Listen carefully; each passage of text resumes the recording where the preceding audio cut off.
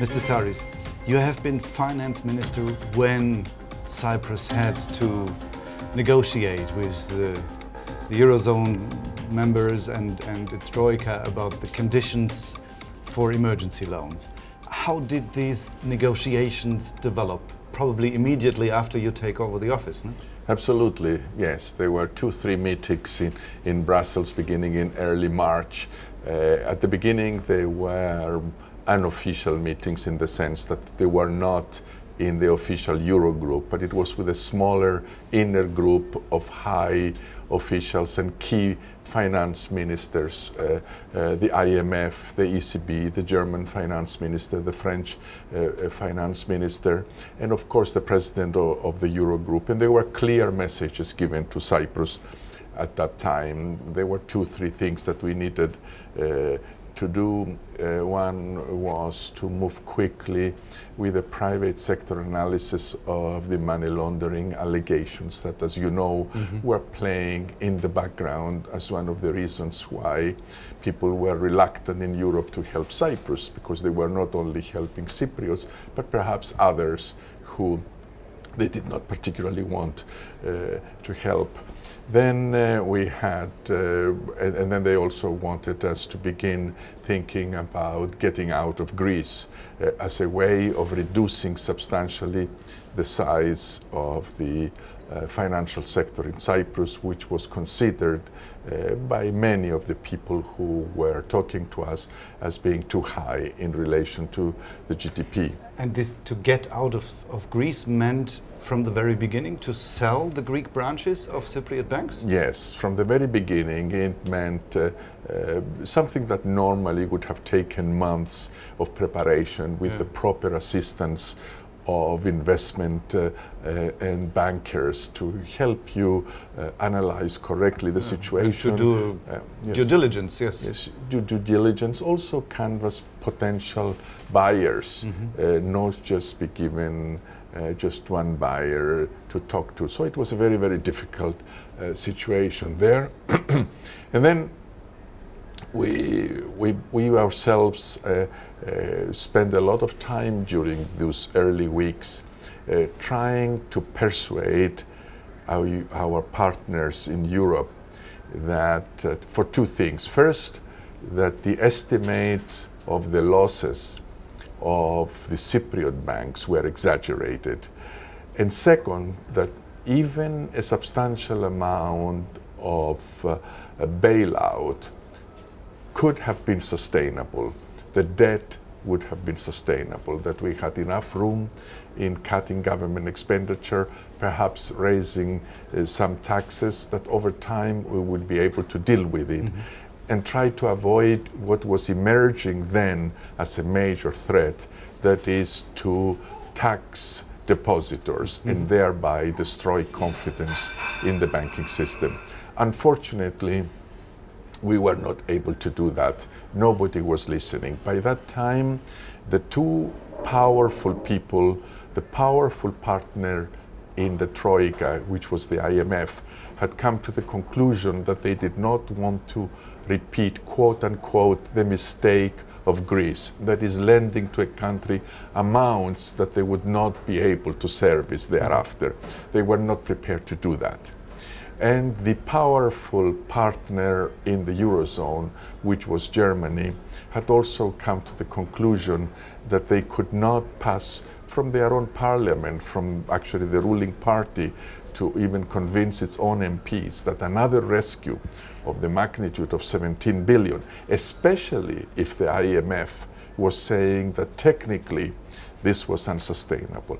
So it was really very, very clear that the decision, a firm decision had been taken, that the depositors in Cyprus would share the burden of the adjustment to the economy. That is, not only the taxpayers of tomorrow would pay for the debt, but also the depositors of today. And that was really how the situation evolved very quickly.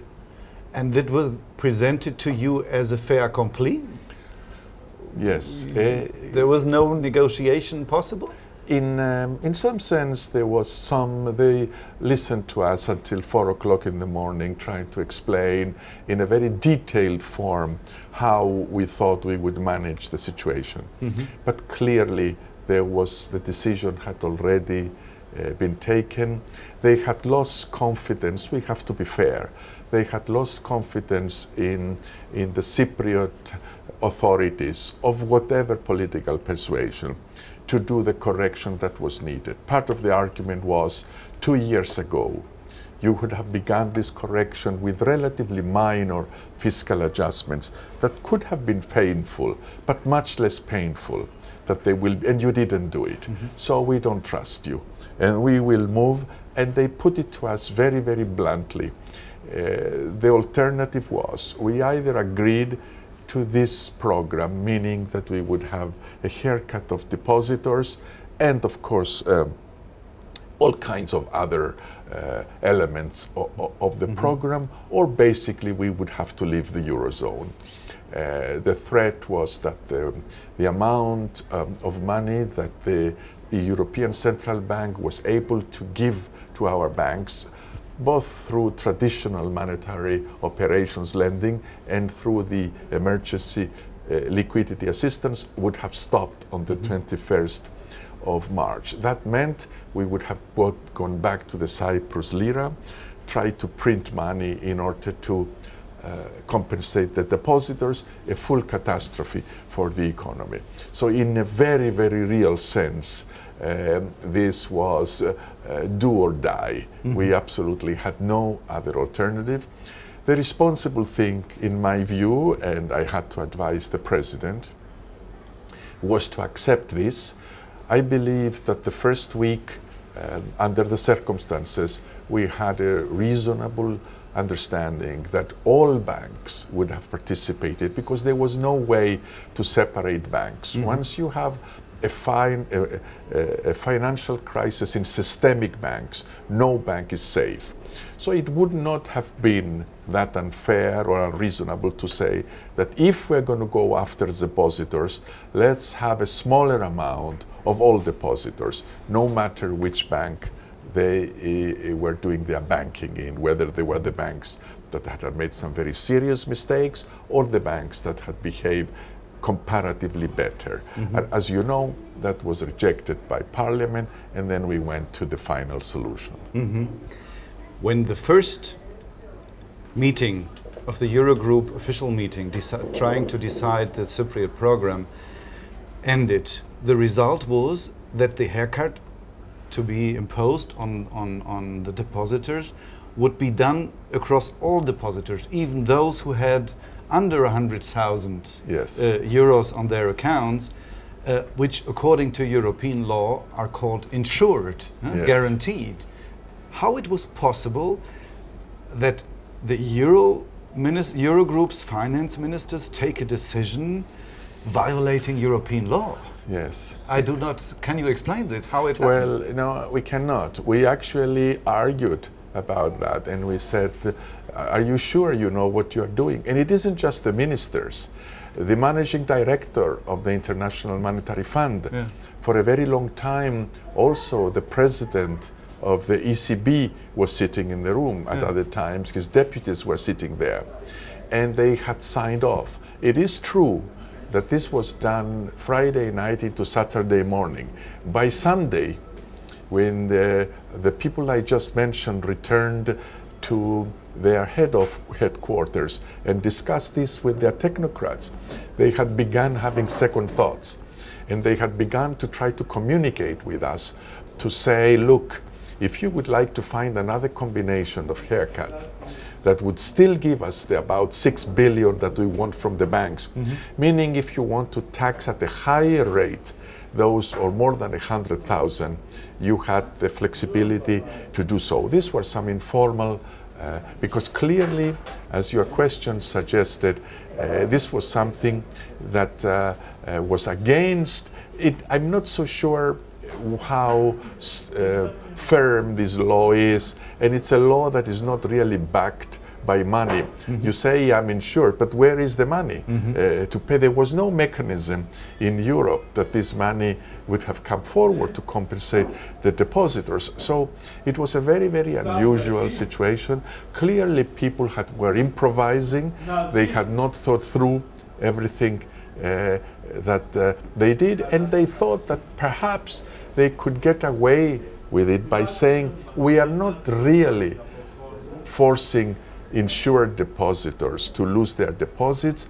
We are taxing the interest that they had earned over the last 5 years. You see, it was a little bit of this financial legal engineering that perhaps they thought they would have gotten away with. But from the outside, you know, for a journalistic spectator, it looked a bit amateurish.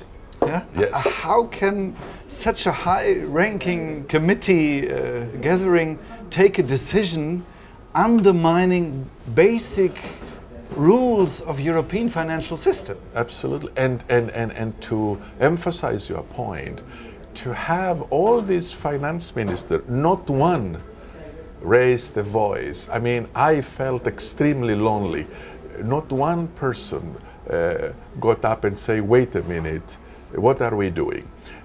And that could have been done a little bit out of solidarity to a small country that was really being pushed in the corner, because it was not, they had done their homework and they thought that it would not spread to Europe, the threat that deposits were no longer insured. Yeah. So from the point of view of saying, stop stepping on the little guy, that was one.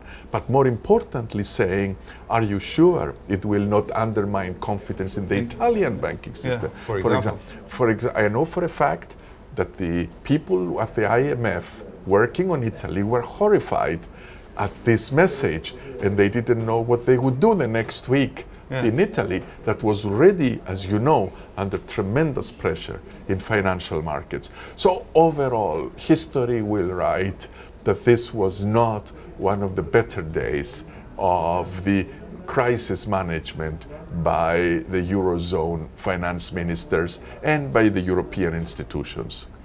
And it has been corrected a week later, hasn't it?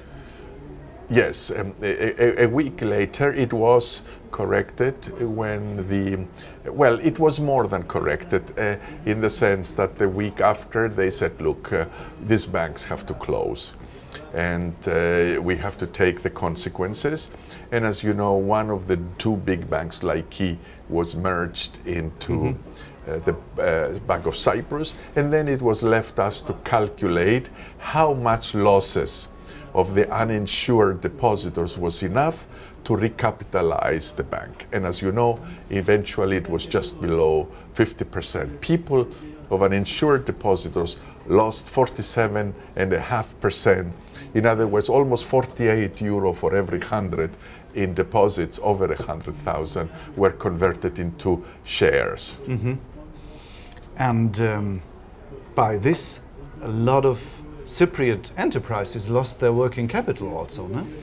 Yes, well, it was a major upheaval, you know. It is something that you learn, this is fundamental economics, that banking has to do with confidence. All banks, when they open their doors, they are insolvent, basically, because they lend money over the long term and they owe their depositors their money the same day if they come to. So unless you have confidence in the bank and you come to ask for your money, the bank cannot survive. So there were capital controls, people were not allowed to move their money around, so the whole economy was paralyzed overnight. And many companies, as we found out, had no money to pay their wages or to pay the commodities they have bought, or already sitting in the port. And wasn't there a possibility to do an exemption for the working capital of enterprises to let the economy continue work? Well, you know, there was a gradual easing, but for the first couple of weeks, the fear of capital flight, because, you know, it's not rocket science to come to the conclusion that anybody who could have taken their money out of Cyprus under those circumstances they would. So they said, we want to keep a balance between leaving some freedom, but also making sure it doesn't happen. Once you do this thing, there is no way that you are going to avoid a major assault on the economy for the reasons that you said. People just couldn't function, couldn't pay wages, couldn't pay for raw materials, couldn't pay, and of course the Cypriot banks couldn't work with banks outside Cyprus because the name of Cyprus immediately was blacklisted all over the world. One core element in the program was the sale of the Greek branches of Cypriot banks. Who exactly made this proposal and why it was done? Well, it was done actually for two distinct reasons. Starting from the second, they wanted to insulate the Greek economy from the Cyprus crisis, because if banks in Cyprus had all these problems and then the branches of the Bank of Cyprus, they would have been a run on the branches in Athens, and that could easily have spread into the rest of the banks. But they also believed that the capital needs of the Cypriot banks would have been more manageable if the part that was invested in Greece was cut off. So there was an internal logic to it that we had to get out of Greece. So it was a sensible thing to avoid a bank run in Greece. Yes. But on the other hand, wouldn't it have been possible to ring fence the Greek branches without organizing a fire sale? Well, as far as I was informed, the original plan was only to ring fence them and not to sell them. Well, I'm not sure. To me, it was very clear from early March, from the first informal meeting, that the decision was taken that we had to get out of Greece for the two reasons we talked about. Then the topic really, one has to be careful in analyzing it. The three Cypriot banks had a portfolio of 19 billion in Greece. That was the book value. An analysis of the forward-looking losses of that portfolio done by PIMCO, which many people think had exaggerated the possible losses, said that this portfolio was really worth 16 billion, the extreme scenario. As a matter of fact, the Greek authorities, supported by the Greek Troika, said we cannot give you any more than 10 billion because we are buying under conditions of bank dissolution. So, and we left the negotiations, we said we cannot deal with this, there is no way we can do that.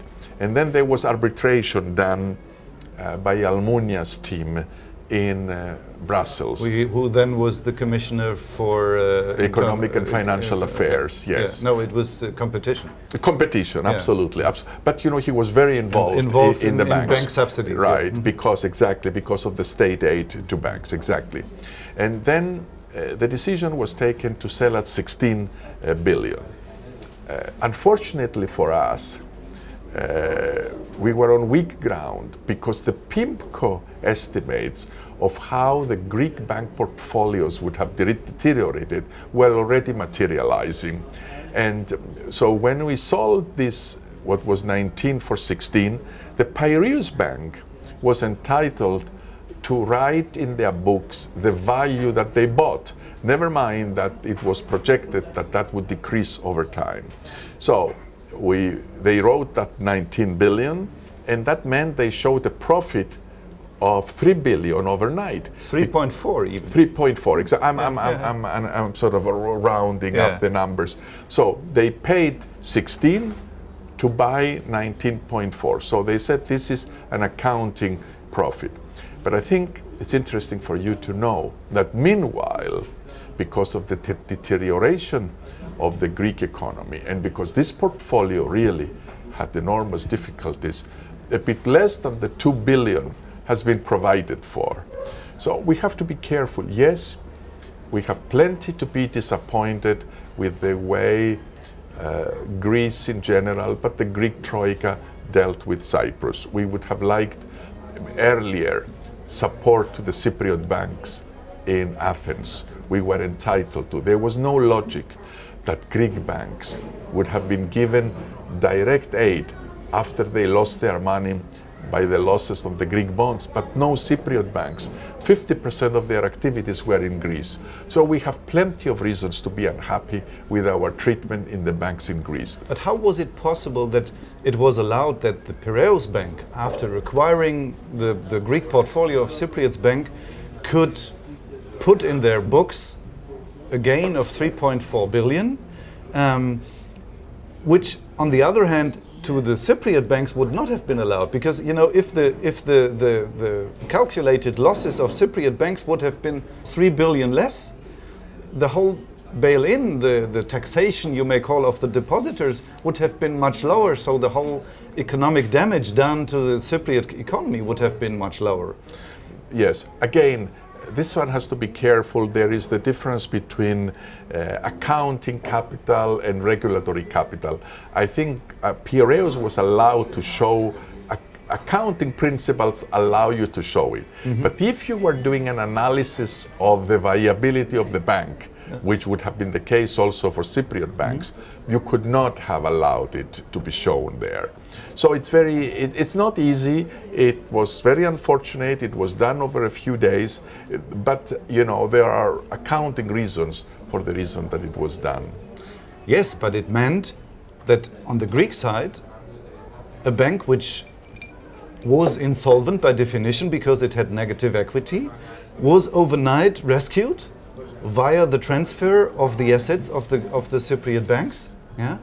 And at the other hand, the Cypriot banks were considered to be insolvent and needed a bail-in by its own depositors, which could have been at large part avoided if the same thing which had been applied to Piraeus Bank would have been applied to the Cypriot banks. Yes, I think isn't that very, very unjust? Yes, there is nothing just about the way this thing was done. I am not sure whether the Cypriot banks would have been viable even with this. But clearly, as you say, the rescue package might have been smaller and therefore a different route could have been followed. There's an interesting thing with this arrangement with the Greek branches, that I was told that one of the leading authors of the resolution law for Cyprus was a legal officer of the ECB, Mr. Athanasiou. Is this true? Has he written, or he and his team written the draft for the bank resolution law here in Cyprus? Oh, I don't know. This was done by the Central Bank of Cyprus, as you say, with support from the ECB. Whether it was this person or another person, I know that this person was involved and came in missions in Cyprus, but I would have no way of knowing that. And the negotiations about the sales price and this valuation of the assets, who did these negotiations? The primary negotiator on the Cypriot side was the Cyprus Central Bank. Those are the ones who were conducting this, and at a, I would say, medium management level. And on the Greek side? On the Greek side had the Central Bank there also. Then, when they decided that they would give it to the Piraeus Bank, then the Bank of Piraeus was also involved, and also members of the Greek Troika. Which means representatives of EU Commission, IMF and ECB. Yes, yeah? yes. And why the responsible managers of the affected banks were not involved? Bank of Cyprus and Laiki? Well, we had asked that they be brought along. But the Troika said no. They said that we don't want to complicate this by having back and forth. And eventually, we persuaded them. But by that time, it was too late. And actually, I recall now, when we told the banks, you can come to Brussels, they said, look, what is it that we can do now? It seems like everything has... the interesting thing is that the mentioned ECB legal officer, Mr. Anastasiou, used to be partner of a law firm which advised for many years Piraeus Bank. And Mr. Provopoulos, the then governor of the Central Bank in Athens, used to be member of the board of Piraeus Bank, and he had even loans from Piraeus Bank. So the suspicion is that there is certain conflict of interest was on the other side of the negotiation table. Yes. Well, look, I cannot really comment on the specifics because I don't know. What I do know that there are complex relationships between current and ex-governors, presidents of banks. In Greece, you have a system of musical chairs, and people have worked with each other, so it is natural that the suspicion is always that perhaps these are not done on strictly analytical and professional grounds, that there is more to it. But I don't know really any of the details that you are alluding to. Okay, thank you very much. Okay? Yeah, fine.